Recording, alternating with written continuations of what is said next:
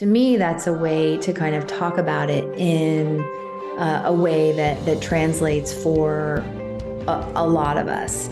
And I really like where you're going with this, that you bring it back to gods, right? Because there is the god, Isis, and there's, all of these gods that represent manifestation, as you said, represent something that Welcome has been going and on for thousands. I am so years. glad that you are here today. Why? Because there is something that we are going to be discussing on the Relaunch podcast show that you may have been starting to think about in your own life. And it might be percolating up even today, but you don't know how to fully embrace it. You don't know how to go from old way of thinking to new way of thinking. And today I am thrilled to be talking to Danielle Rama Hoffman. She is a 4-time best-selling author, international channel, and legacy work coach to thousands around the world. She is the co-creator with her business partner and guide, Thoth, of the Magdalene Manifestation Cards, which is a 44 card deck and guidebook set that actually helps you daily. The multi-D abundance method, the divine light activation, and the Ascended Master Academy are all incredible things that she has created. She specifically helps with leading coaches, healers, mentors, and spiritual teachers to embody their divine self. I call it highest self, and create their unique legacy body of work through books, programs, and in your business. With Source, and here's the greatest part, she's bringing in that source, whatever that will be for you, to add 50,000 to your bottom line anytime you choose. So I have to say, so fun. I love conversations like this where we take you out of your comfort zone. And that's exactly what I'm going to be doing with Danielle today. Welcome to the show, Danielle. So great to have you. thank you. So happy to be here. Hello, everyone. And you're actually right now in the south of France, which is one of my absolute favorite places. And we're going to talk about how life brought you there as well. So what I always like to do is for people that, aren't necessarily familiar with your relaunch journey, I want to start there with where were you when this moment of, oh my gosh, I'm on the wrong path. I need to make a change. When did all that happen? So please share with us your relaunch story. Mm-hmm. Yeah, well, for me, I really started in my early 20s as a healing practitioner, massage therapist, counselor, Reiki teacher. And my relaunch journey really started where I really got this sense of shifting from teaching and practicing my mentor's modalities, which were known and tested, and really feeling the call to bring in my unique bodies of work and to relaunch my business based on those unique bodies of work that weren't known and tested. And that was really an incredible moment where I was so grateful for the success that I'd created. And yet I really knew that there was something inside me that was ready to relaunch, to emerge, to bubble up, and to be brought forth into the world in that very unique way. Of course, on the foundation of all the education and training and experience that I had built, yet transformed, alchemized into something that was new. So that's a nutshell of my relaunch journey. Well, and you know what's so fascinating, Danielle? I often say, who knew woo could be so good for you? And when you think about, yeah, you did, you had it. I was one of those that I just kept pushing down anything that wasn't logic based, head based. My whole process framework is around 3HQ: head, heart, highest self. Get out of your head into your heart so you can tap into that highest self. And yet, so many of us have this kind of intuitive, like, there might be something more that I could be doing, bringing into my business that is not just logically based, right? Because we've all taken those courses. We've all seen step 1 to 10, do this, and you will be successful. And what happens? Everyone is not successful, right? There's always the outliers that, hey, they had that one success, but for a majority of us, that's not what happens. So you and I've read all about you, and I was so fascinated because you had very successful businesses, and all of a sudden you opened up to getting into your heart, getting into and allowing the highest self, this best version of you, this spiritual side come in. How did that happen?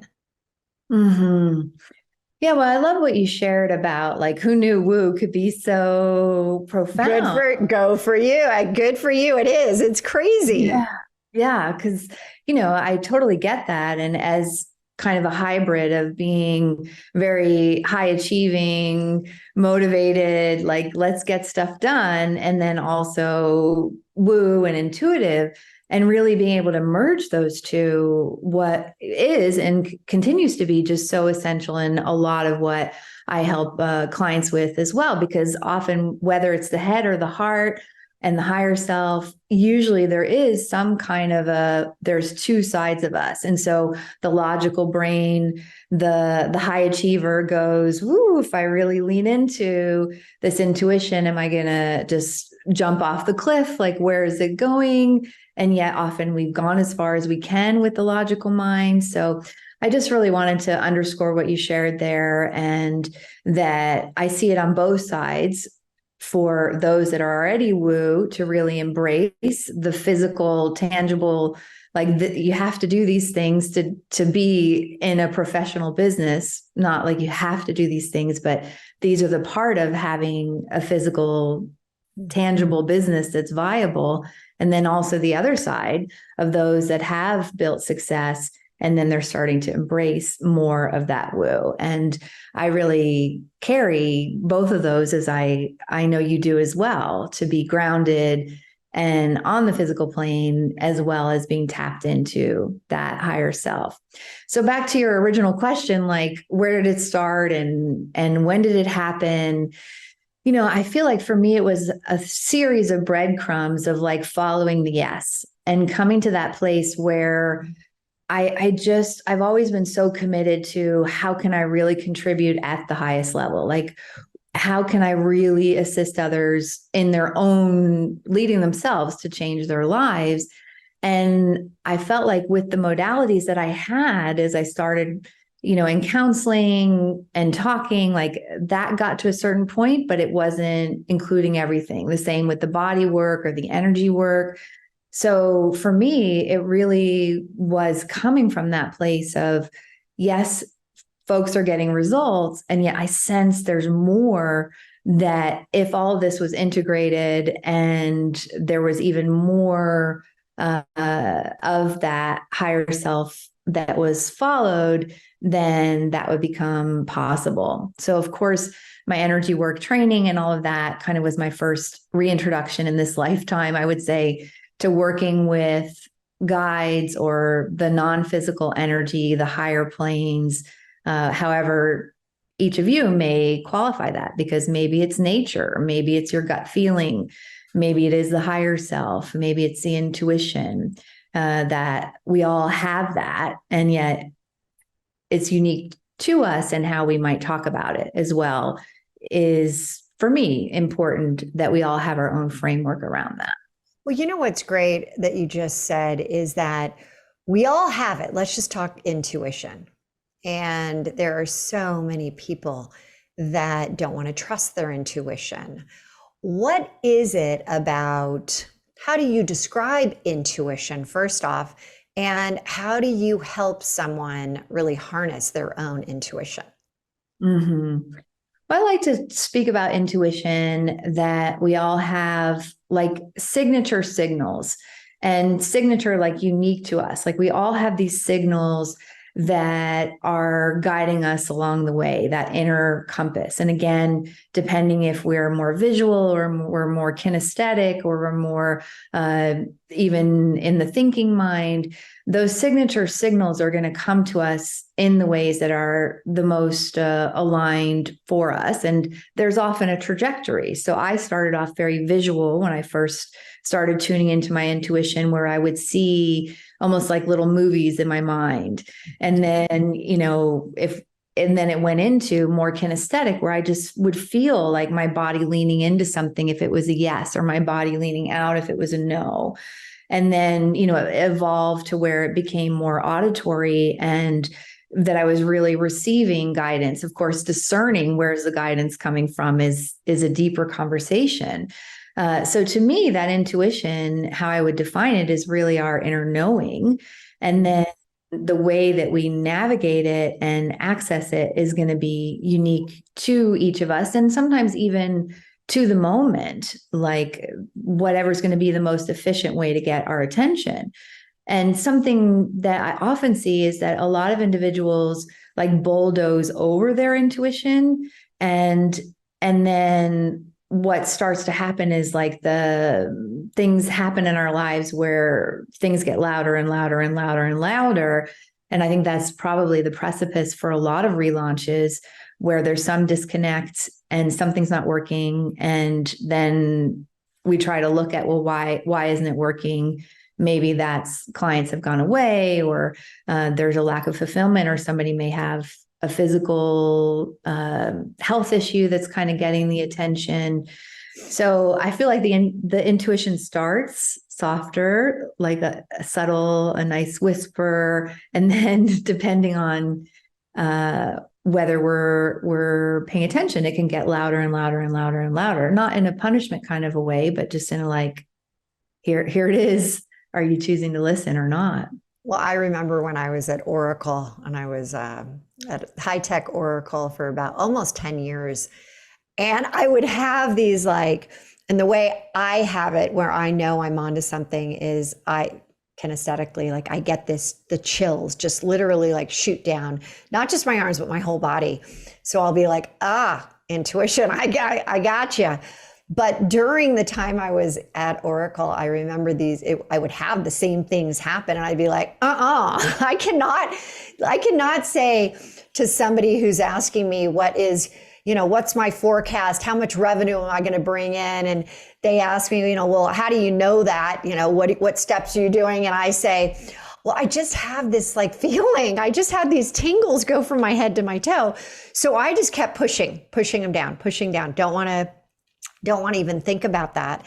And I know a lot of people have the same thing, that we're so accustomed to the world that we grew up in that trusting intuition was not seen as something that we should necessarily be doing, right? It's, come on, logic-based, IQ-based, steps, procedures, systems, so important.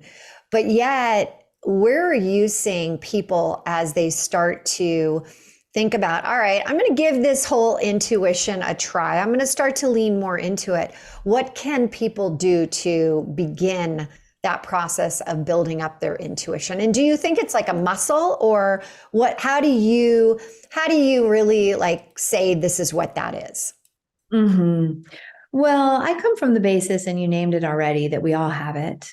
And that really just demystifies it, because I'm a channel, I'm on the spectrum, right? I have a lot of years of experience. I've cultivated it, and yet there's nothing special about me, in the sense that I believe there's plenty of things special about me, but in the sense of everybody has it, right? We all have it in our own way. And so I think that's kind of step one, demystifying that you have your intuition, and then knowing that you have it. I do like to kind of slow it down a little bit, because sometimes individuals aren't choosing to receive their guidance, because then there's like that, oh, I've got to implement it. So I like to slow it down and say, okay, number one, you have it. Number two, receiving it is its own step. And then number three, you get to choose to implement it or not. Because a lot of times what I see with folks that are overriding or ignoring is there that like, oh, this intuition is going to blow up my whole life, or I'm going to have to implement it. Well, you still get to discern. You get to choose whether you're going to go that path or not, or how fast you're going to go on that path or not. So I think that can just calm the nervous system down, demystify the whole process, and then can really have the space to receive. So I like to liken it to breathing, that we inhale, we have the breath, and we circulate the breath. And so we can receive the intuition, have the intuition, discern it, and then exhale, choose to implement it out into the world. And that it really can be as natural as that. So in terms of how somebody can cultivate their intuition, it's starting to pay attention to those signature signals. Like you talked about goosebumps. I know some people will get like truth tears, like when they hear truth from somebody else, or they have those moments of truth. It's not sadness. It's really like truth tears, that they're in the presence of that truth. So I feel like in some ways, and I shared it already, the simplest place to start may be identifying like a yes or a no. And to me, again, like I lean in when it's a yes, my body, or I lean out when it's a no. And you hinted at it earlier too. I can imagine like when you were at Oracle and you knew it was time to relaunch, like maybe driving in, or like when we're not on the right path, there's usually some, or a cycle is completed, there's usually some indication where it may also show up as like heavy. There's a heaviness. Like, oh, if I keep, I was a business owner of a massage school, my first business that I had. And if I just like kept going in and teaching massage, it just felt heavy. And so I know we're talking a lot about business moves, but even like moving to France, I could have stayed in Seattle and on the path that I was on, and it was very successful and all of that. Yet it just started to, there was like a heaviness, and moving into the other path was lighter. So just to kind of summarize that, because I know I fire hose there, like step one is we all have our intuition. Step two is you can relax and receive it. Step three is then you can choose to implement it or not. And then kind of the really underneath step two of how you receive it is starting to pay attention to your signature signals. And those signature signals may come in terms of like heavy light, yes, no, goosebumps, truth tears. For me, a lot of times my muse would come in the middle of the night, like I'd wake up and just know something. I think it's harder for those that know.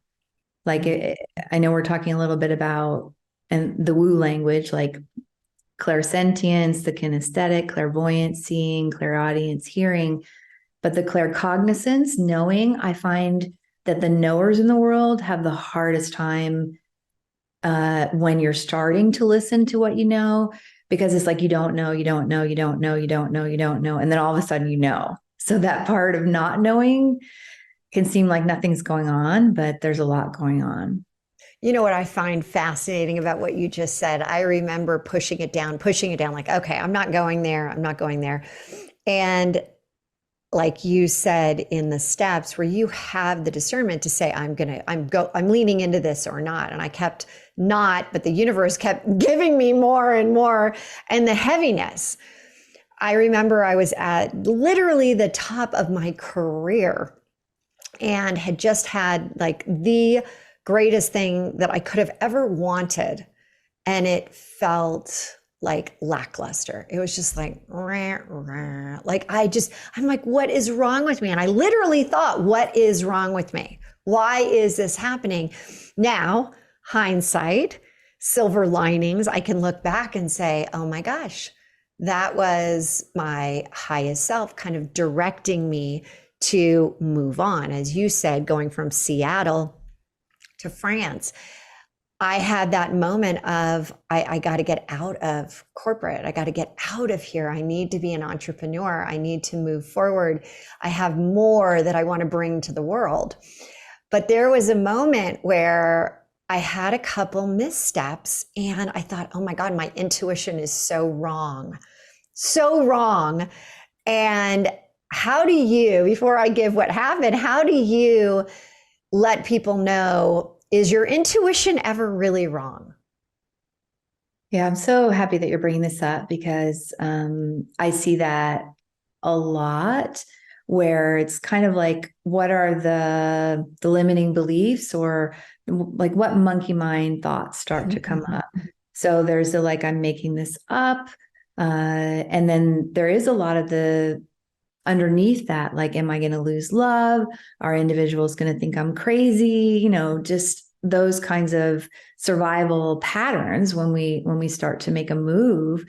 And that there can also be a misidentification when those slower vibrational thoughts or feelings or sensations come up. So I like to liken it to a pond. Like, there's all the gook on the bottom that's moving at a slower vibration. And as you're on your path, or you're moving forward, or you're like that childhood game going colder, colder, colder, and then you're going warmer, warmer, warmer.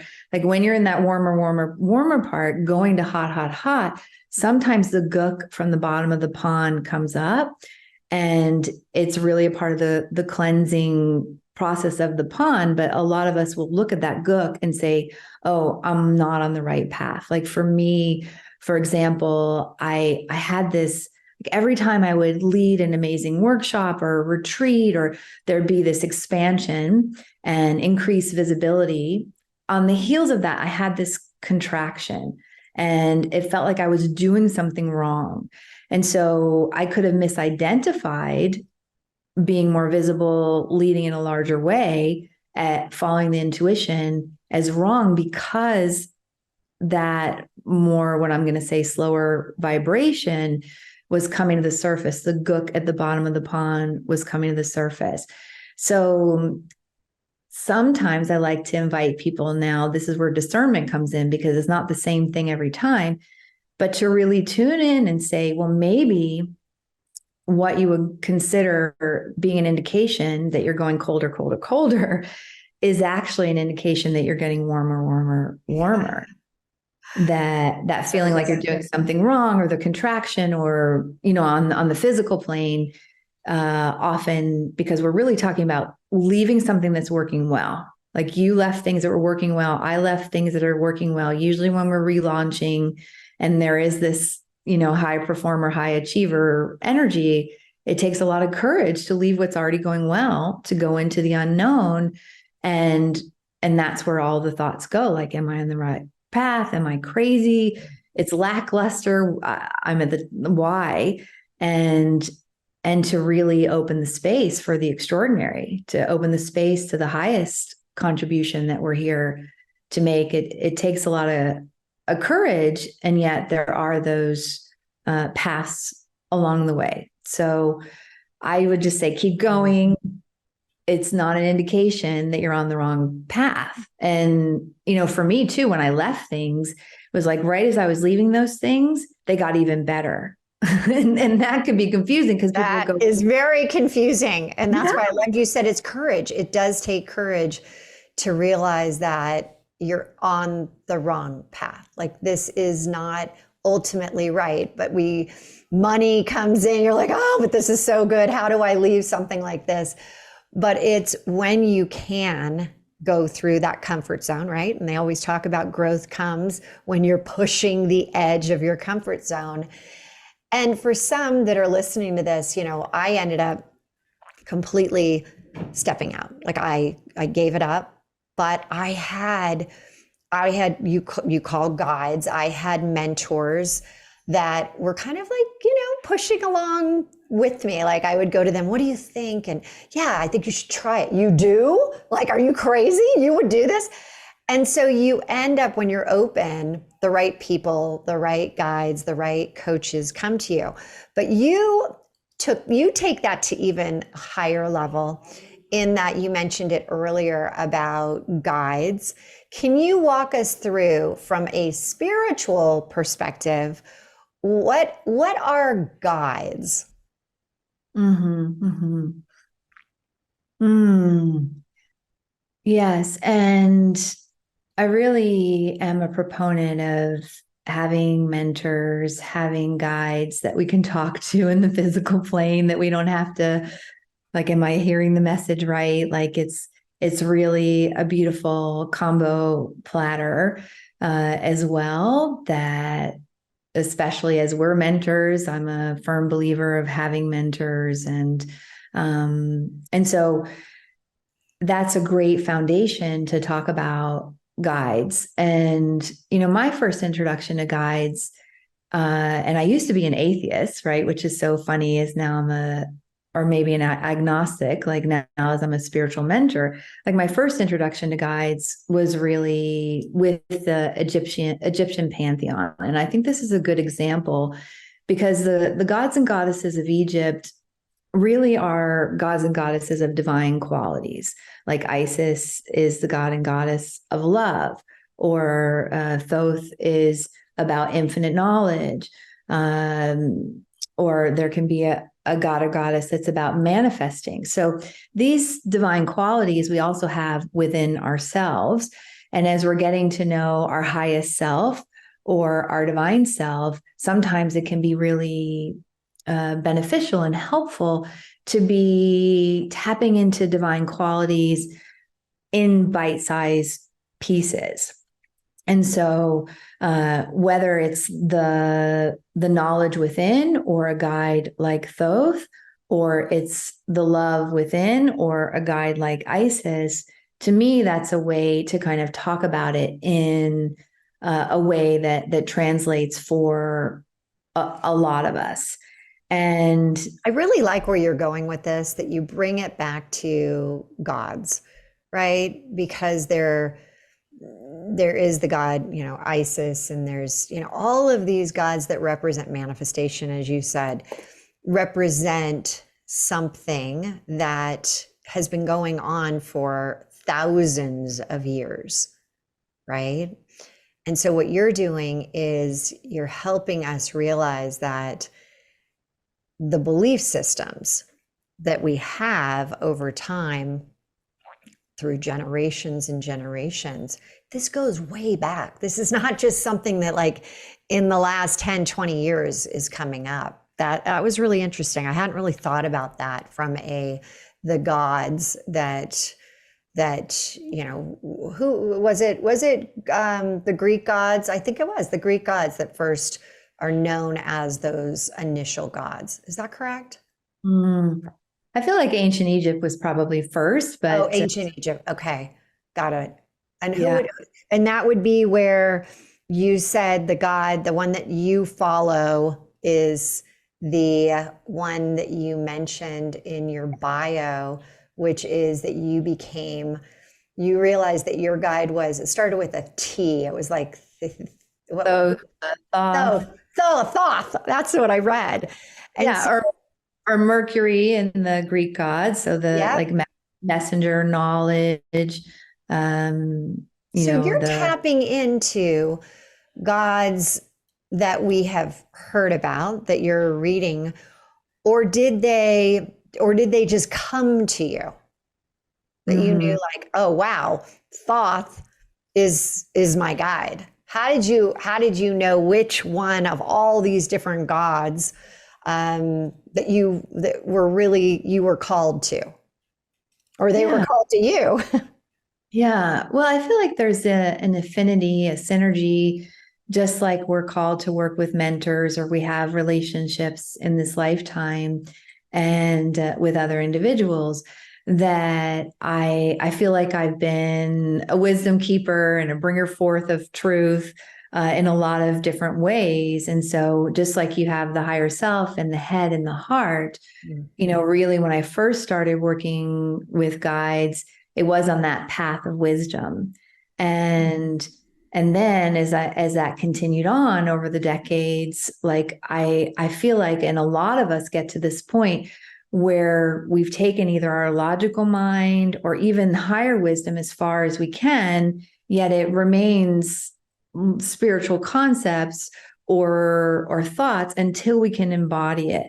And so when I look at my path, it very much started with the higher energy, the higher chakras, or the path of wisdom. And then it descended into the heart. And it was like, and I see this a lot with our clients too, your logical mind or your wisdom is only going to get you that so far. And it's time to really open the heart and to tap into more love. And so that's where I also felt like my guides started evolving and changing, where I was working more with the Magdalens and the energy of love to embody that head, heart, and then creation. Like ultimately, I love creating, and I feel like we're creator beings. And so in order to create, it's got to go from concepts all the way down into something we can hold and touch.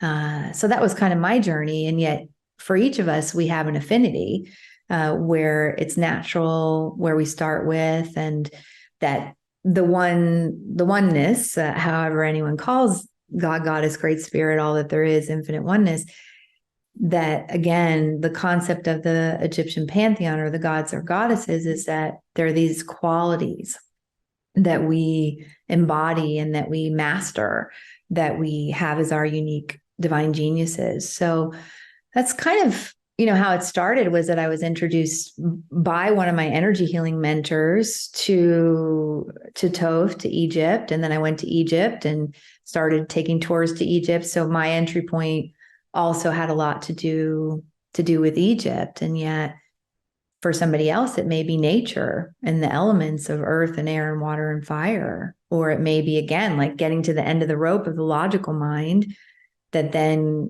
has us open to our hearts and to love. So you've taken this even to the next level and created a 44 card deck. For those that don't use decks, how could they use your deck? How do you use it to help you even in your business? How could you use a card deck like the one you created? Yeah, well, the card deck is different, right? So let's say somebody does use decks and they're used to Oracle decks, where you use the card deck to follow your intuition or to get guidance from the card deck. And this deck is really a manifestation deck. And so, I see a lot of my colleagues and my clients that they're using it with their clients, because what we're up to is bringing idea, inspiration into form.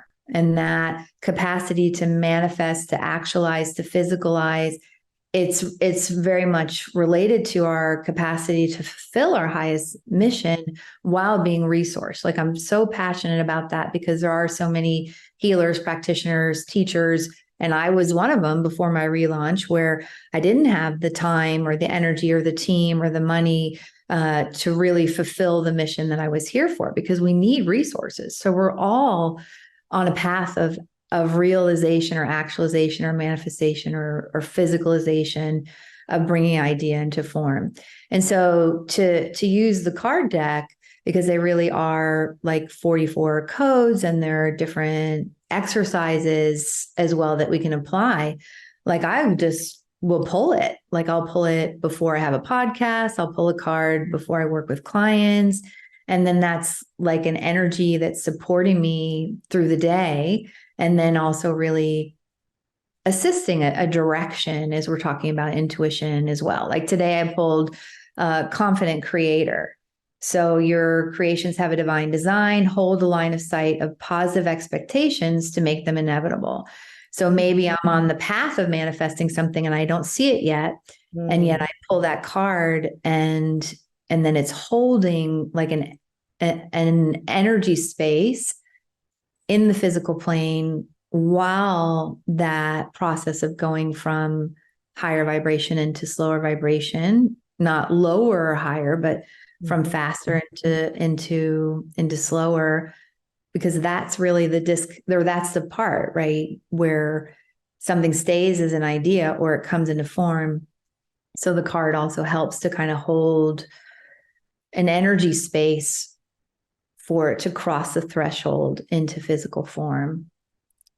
I think that says so much there. I love my cards. I have multiple decks, and I will definitely be checking out your deck too. I'm like a deck junkie here. But what I love about it is I pull a card every single morning, and it's just, what do I need to know today? What do I need? Just like give me something. And what it does is I'll think about it throughout the day. I'll be like more consciously aware, and then be able to have it kind of manifest. And I'll say, oh, there it is. Oh, there it is. That's what. And so I love cards because it just kind of sets my day off on a positive way to be looking at the day versus just letting the day just come to you. I'm proactively like trying to find, like, where am I going to see this? Where am I? And that's what your brain, right? That's what it delivers. Reticular activation system. It's going to give you what you are looking for. Such an incredible way to, use the decks, I think. So unfortunately, it's already like our time's up, and I can't even believe that because I have about 100 more questions and I didn't even get to ask some of the really juicy ones. But where can people find you and really become a part of your world? Yes. Well, I just want to add one more thing about this particular deck is that this deck helps us to receive more without doing more, which is so helpful for us, especially that are already in action and we do all the do. And so this deck works really well to pull a card before you go to bed, and then you're marinating in the energies and you wake up, and then the ahas and you see it. So it's a different way to pull a card to kind of set your day the night before. I have never done that. I've never pulled a card at night. I love that. Yeah, and then I just put it on the nightstand, and then you're good. Yeah. So folks can find me at daniellehoffman.com. And that's really the best place to join the community. I also, have a podcast, the 7-Figure Spiritual Leader podcast, and all places podcasting at daniellehoffman.com is really the place to go. Well, any last words that are coming through your guides that you need to share with our audience?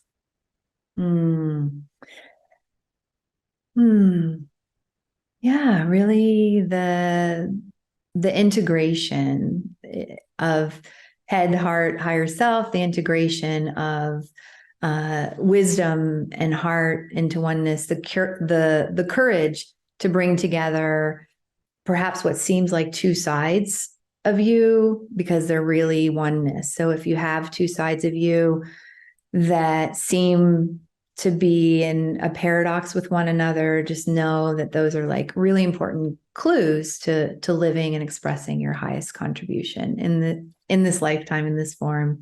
So that's what's coming to me to share, that whatever we're in inner conflict with, or seemingly there's a competing commitment, it's a part of what we're here to do. And Danielle, it has been so great talking to you. Everyone, it's your journey. And when you find that if something today intrigued you, like, my attitude when I was at Oracle was, all right, I'm so in my head that I wasn't willing to open myself up because I felt that there was some craziness about it. Like, I must be crazy if I'm leaning into my intuition.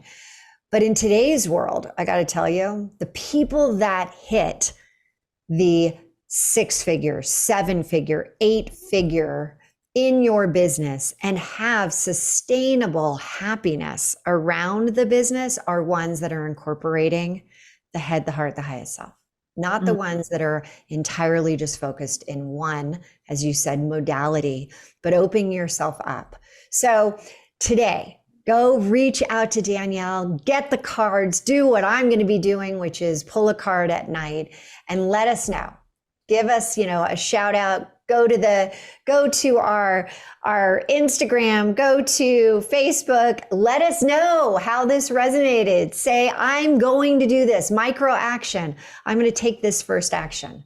And again, what we always are really going for is you got to be able to live now, love now, and be able to relaunch now into that next best version of you.